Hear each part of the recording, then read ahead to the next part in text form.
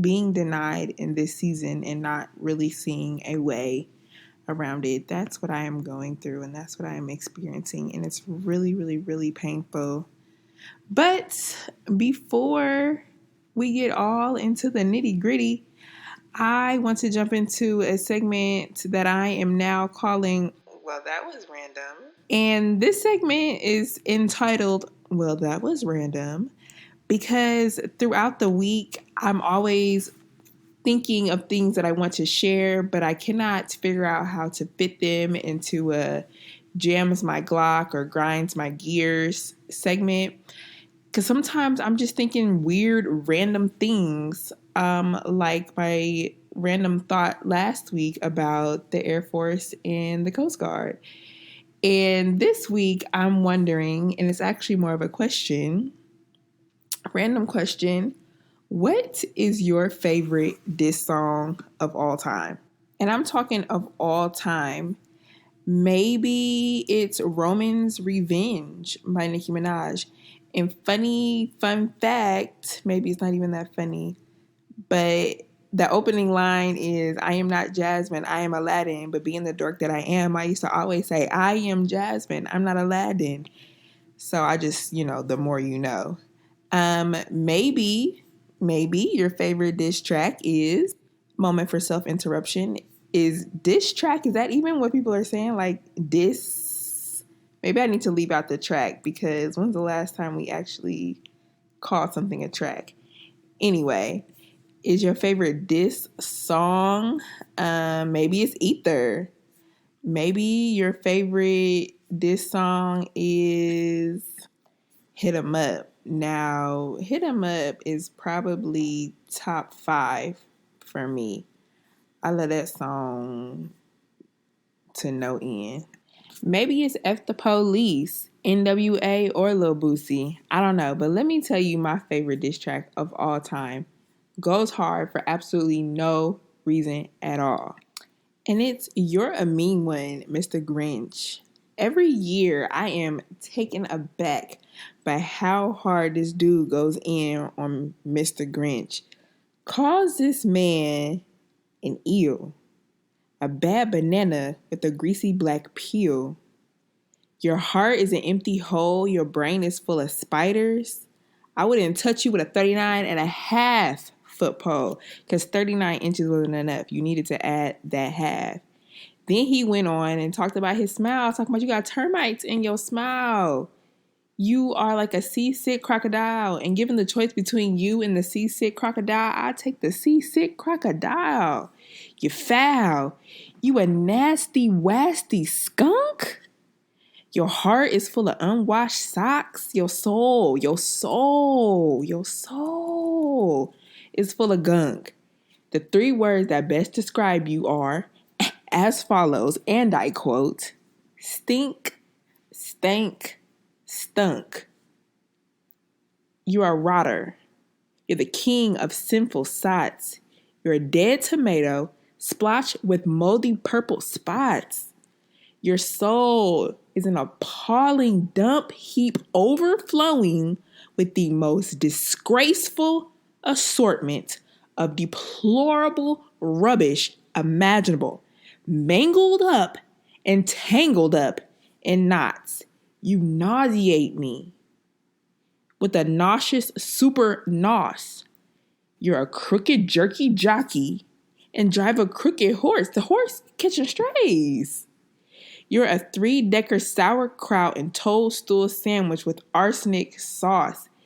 Every single line that he laid down was an incredible diss towards Mr. Grinch. And the Grinch, he was kind of rude to the people. He did steal their gifts. He was real nasty and real vile. Well, I guess this track is warranted. I wonder if the Grinch ever came back with anything. I wonder if he actually even heard this song, because this dude went in, thorough Ravenscroft went in on this dude for 2 minutes and 57 seconds. One of my favorite Christmas songs of all time, by the way. And then next week, we'll talk about how Santa Baby by the one and only Miss Eartha Kitt is the original City Girls anthem. But in the meantime, in the between time, let's get sad because we're supposed to be talking about grief today. And let's also talk about how one of the hardest things about podcasting is deciding what goes on the podcast, what you talk about with your therapist, what you put in the group chat, what you put in your journal, and what you will absolutely take to your grave. Also, another moment of self-interruption, 2 parts.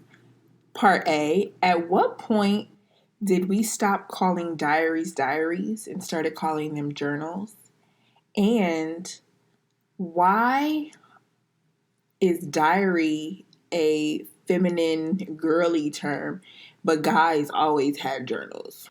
Answer me that because I really want to know. Like when I'm in the shower, I'm like, ooh, yes, that'll be good for the podcast. And then I get out and I start recording the episode and I'm like, ooh, girl, no. That's actually really, really terrible for the podcast.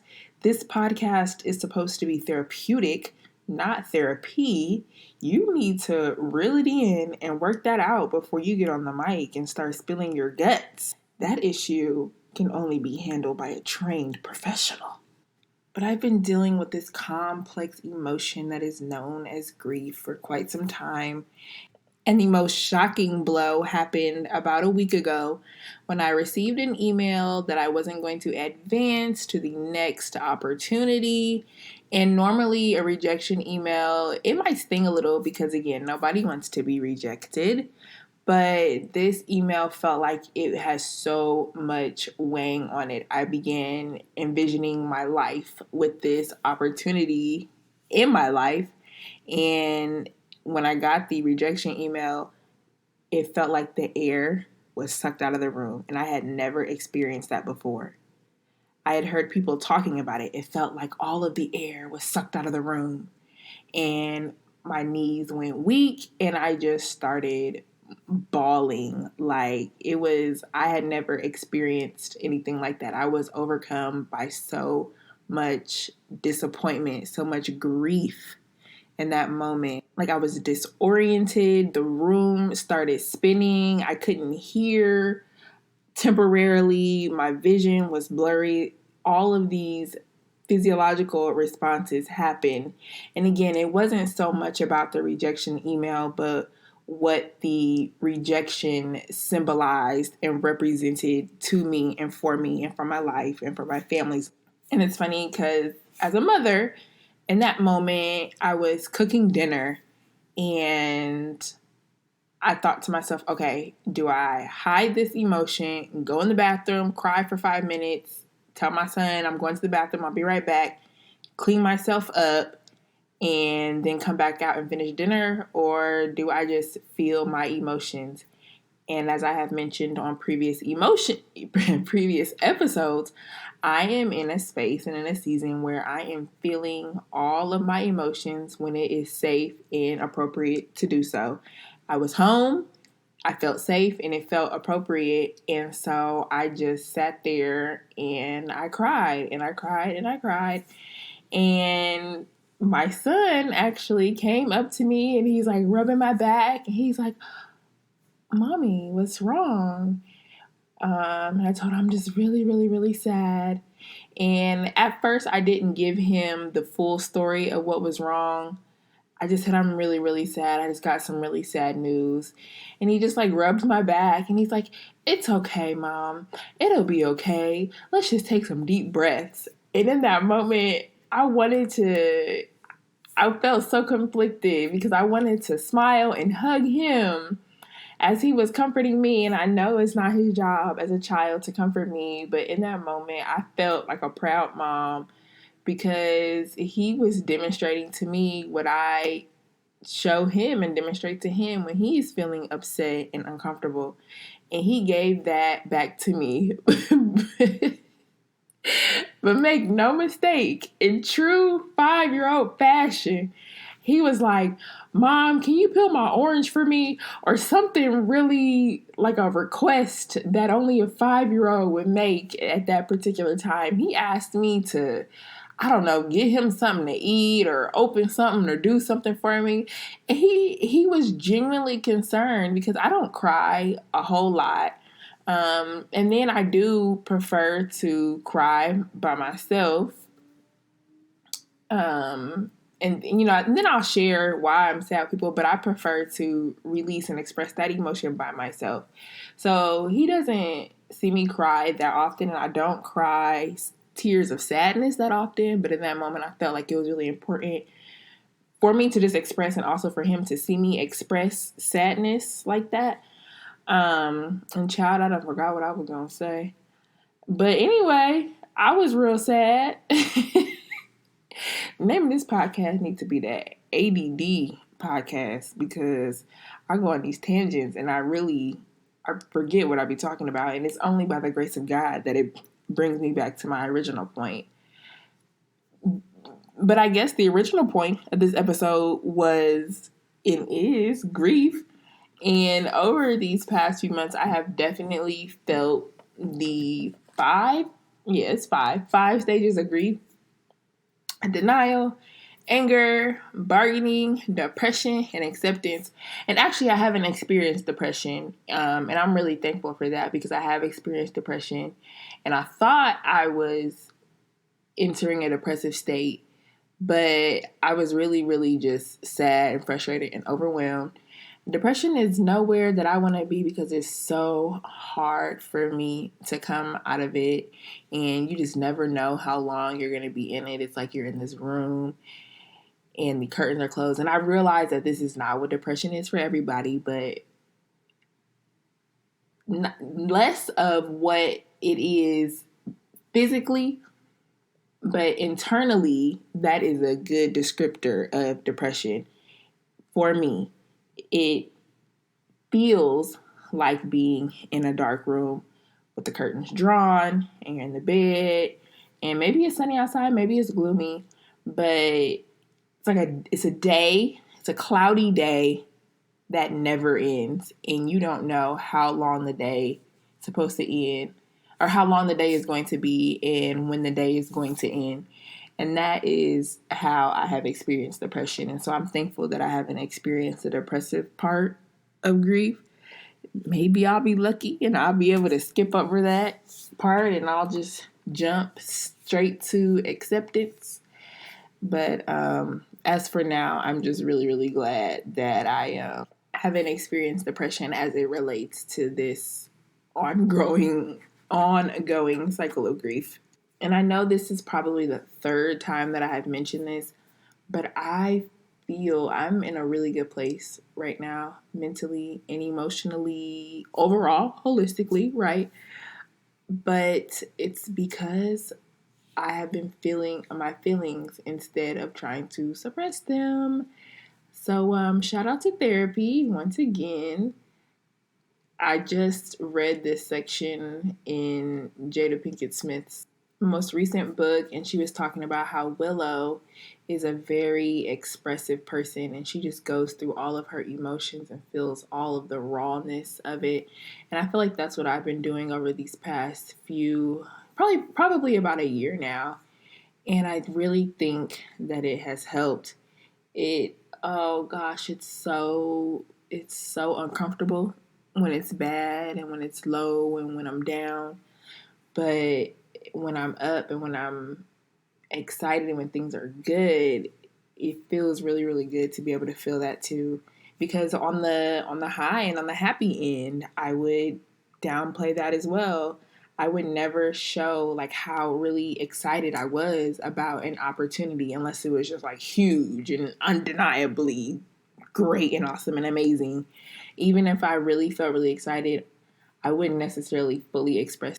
But now, if something is really exciting, I am excited to feel excited. I love all of these feelings, and you have to take the good with the bad, the happy with the sad. And I'm doing that, and I'm feeling, and I feel more in tune with life, and I'm really loving where I am, and I'm really thankful again for the work that I've done and for the work that my therapist has helped me do. I've grown leaps and bounds, child, over these past 2.5 years, and I'm so grateful, so thankful for the growth. Well, friends, that concludes another episode of the Free to Be podcast. I really hope you enjoyed your listen. I really, really, really want to do a visual episode for Christmas, the week of Christmas. But if you enjoyed this episode, please give it a thumbs up, a like, a 5-star rating if you feel so inclined. Be sure to hit that subscribe button on YouTube, y'all. I would really appreciate it. It would really help me out, and it would really help you out, so you can, continue enjoying this wonderful, wonderful content. Head on over to Patreon for the full version of this podcast episode, because I'm doing it like the big creators are doing it. Yeah, you're going to get a lot of good stuff on this here YouTube and on this podcast platform, but if you want the full version, the uncut, uncircumcised version of this podcast, you are going to have to join that Patreon, and that's Free to Be Jazzy, patreon.com/Free to Be Jazzy. And I am going to end us today with a really punny pun, because like I said, I need some joy in my life, and I know if you listening to this episode, you probably need some joy in your life too. All right, so here it is. To catch the joke and the full version, head on over to patreon.com/Free to Be Jazzy. But until next time, peace.